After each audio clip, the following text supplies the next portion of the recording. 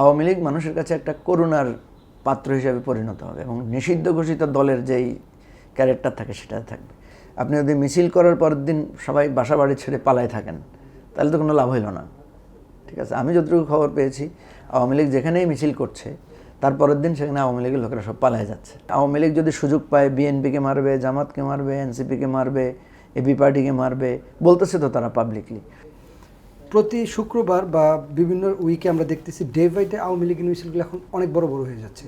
আগে যেখানে 4-5 জন দৌড়ে মিছিল করে চলে যেত, এখন দেখতেছি আমরা যে 200, 400, 500, 1000, 2000 পর্যন্ত মিছিল লোক হয়ে যাচ্ছে। তাহলে কি খুব সহজেই আওয়ামী লীগ ফিরছে রাজনীতিতে?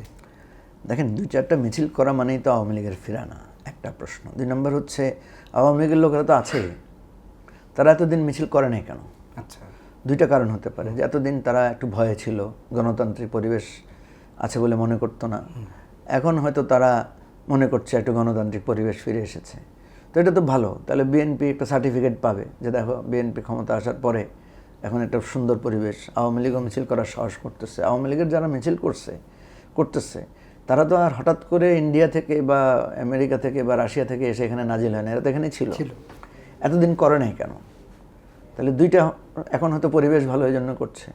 আরেকটা হতে পারে কেউ হয়তো তাদেরকে আশ্বাস দিয়েছে, অভয় দিয়েছে যে করার জন্য। আরেকটা হতে পারে কেউ হয়তো তাদেরকে বলছে যে করো, এখন অর্ডার দিয়েছে, কিছু সাহস পয়সা করে কিছু সাপোর্ট দিয়েছে। এখন প্রশ্ন হচ্ছে এইটার পরে কি হবে? ধরেন আওয়ামী লীগের একটা বড় মিছিল হলো, মিছিল হওয়ার পরে প্রতিক্রিয়াটা কি? আপনি যদি মিছিল করার পরের দিন সবাই বাসা বাড়ি ছেড়ে পালায় থাকেন তাহলে তো কোনো লাভ হইল না। ঠিক আছে, আমি যতটুকু খবর পেয়েছি আওয়ামী লীগ যেখানেই মিছিল করছে তার পরের দিন সেখানে আওয়ামী লীগের লোকেরা সব পালায় যাচ্ছে।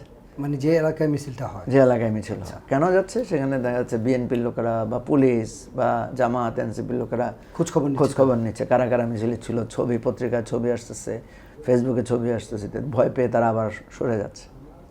তো এইটাকে আমি যেটা মনে করি, এটা একটা চোর পুলিশ খেলার মতো রাজনীতি। এবং আওয়ামী লীগ দুর্ভাগ্যজনকভাবে, আওয়ামী লীগ এত বড় একটা শক্তিশালী দল, তারা অতীতে তারা যেভাবে বিরোধী দলকে চোর পুলিশের মধ্যে রেখেছিল, এখন সেটা তাদের উপরে চলে আসছে, তারা নিজেরাই এখন চোর পুলিশ খেলছে। এইটা দিয়ে পলিটিক্স স্টাবলিশড হবে না, বরং আওয়ামী লীগ মানুষের কাছে একটা করুণার পাত্র হিসেবে পরিণত হবে এবং নিষিদ্ধ ঘোষিত দলের যেই ক্যারেক্টার থাকে সেটা থাকবে। আওয়ামী লীগের মৌলিক যে জায়গায় নজর দেওয়া দরকার সেটা হচ্ছে তারা কি অপরাধ করেছে, তারা কি নির্যাতন করেছে, তারা কি ভুল করেছে, সেই ভুলগুলো তারা করবে কিনা। সেই সুযোগ পেলে তারা যদি বলে যে না আমরা আগে ভুল করেছি, সুযোগ পেলে আমরা আরেক ভুল করব না, তারা তো উল্টা বলতেছে। তারা বলতে সুযোগ পেলে আমরা তোমাদেরকে আরও মেরে কেটে সাফ করে ফেলবো। তো যাদেরকে আপনি, আওয়ামী লীগ যদি সুযোগ পায় বিএনপিকে মারবে, জামাতকে মারবে, এনসিপিকে মারবে, এবি পার্টিকে মারবে, বলতেছে তো তারা পাবলিকলি। তো যদি আপনি তাদেরকে মারেন, তারা তো আপনাকে এখনই মারবে, তাই না? তারা তো এই যে বলছেন, আমি যেটা বললাম যে মিছিল করার পরে কেন জামাতের লোকেরা বা বিএনপির লোকেরা বা এনসিপির লোকেরা তাদেরকে খুঁজতেছে, পুলিশ গিয়ে তাদেরকে গ্রেফতার করার জন্য অন্যায় করতেছে। কোথায় দেখলাম মিছিল করার পরে পুলিশ ওই দিন রাত্রে 64 জনকে গ্রেফতার করেছে। তা আপনি যখন মারমুখী থাকবেন, আপনি বলবেন যে আমি সুযোগ পেলে মারবো, তখন আপনাকেও তো কেউ বলবে যে আমিও সুযোগ পেলে তোমাকে মারবো।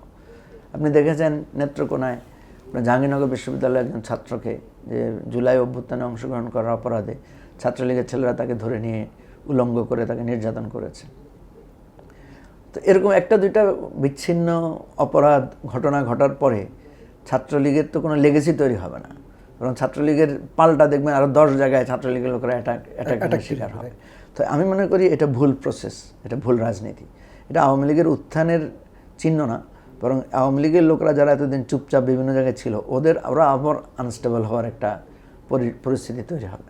আপনি কি মনে করেন যে জামাতের ব্যাপারে আওয়ামী লীগ এবং বিএনপির অবস্থান মোটামুটি একই ধরনের? মানে এটা তো ঐতিহাসিকভাবে দেখা গেছে যে জামাত যখনই কোনো অবস্থানে যাবে, শক্তিশালী অবস্থান যাবে, তখন আওয়ামী লীগ এবং বিএনপির মধ্যে একটা মানে ইউনিটি তৈরি হয়ে যায়। এবারের নির্বাচনে যেটা অনেকে বলেন এবং এটার বাস্তবতাও আমি দেখেছি, যে বহু জায়গায় আওয়ামী লীগের লোকেরা বিএনপিকে ভোট দিয়েছে জামাতকে ঠেকানোর জন্য। আচ্ছা, তো এটা অতীতেও হয়েছে। আমার মনে আছে চট্টগ্রাম বিশ্ববিদ্যালয়ে 91 সালের দিকে যখন নির্বাচন হয়েছিল, ছাত্র শিবির যেহেতু সেখানে শক্তিশালী, ছাত্র শিবিরের বিরুদ্ধে সবাই একতাবদ্ধ হয়ে গিয়েছে।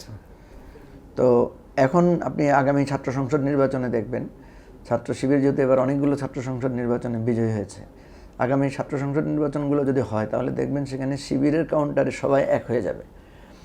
এটা জামাতের রাজনীতির আমি যেটা মনে করি এটাও একটা দিক যে তারা ওটা ভাবা উচিত যে আমরা এত ভালো কাজ করছি, তাহলে আমাদের পক্ষে না এসে লোকেরা আমাদের বিরুদ্ধে কেন একতাবদ্ধ হয়ে যায়। রাইট। এই জায়গাটা আমি মনে করি জামাত এবং ছাত্র শিবিরের পলিটিক্যালি এটা নিয়ে ভাবতে হবে।